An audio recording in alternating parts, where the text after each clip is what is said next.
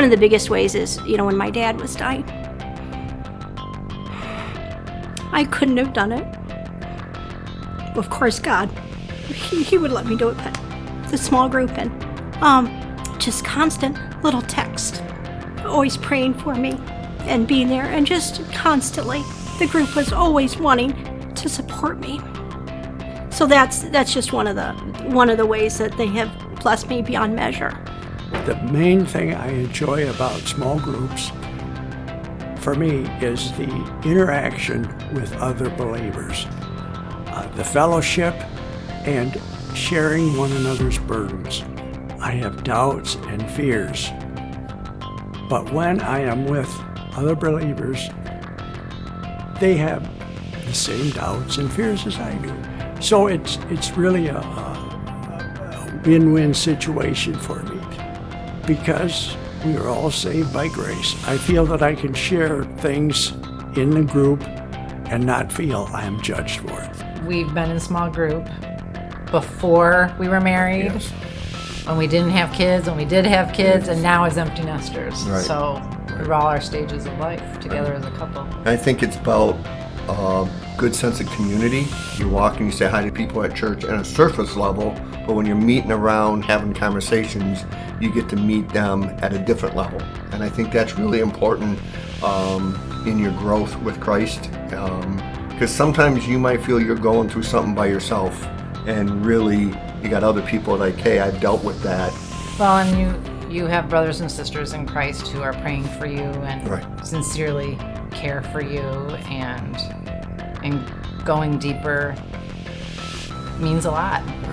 I know Jan and I had talked about at one point getting to a group and like, yeah, I don't know. But we let go and it turned to be a big deal. And I think some people are nervous, and you need to take that nervous out of it and take that uncomfortable step. And to me, that's been a huge thing too.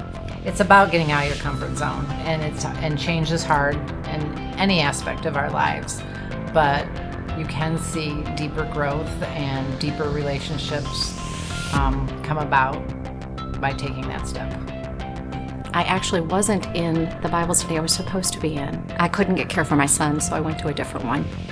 And the question in that one that Pastor Hughley had said was something about a vacation. And I kind of said pass, and he's like, no, I'm like, no, I haven't had a vacation with my circumstances.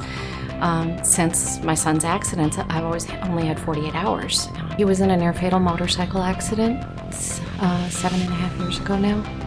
But that was 6 months after my husband, his father, was diagnosed with early onset Alzheimer's, no longer able to work or drive. So after 8.5 months in hospitals and 22 surgeries, David came home and was not expected to move, get up, anything.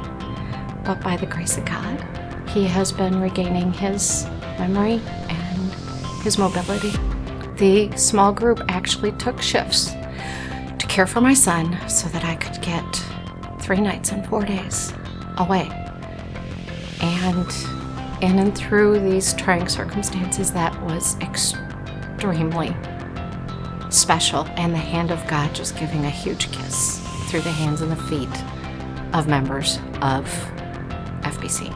So thank you very much.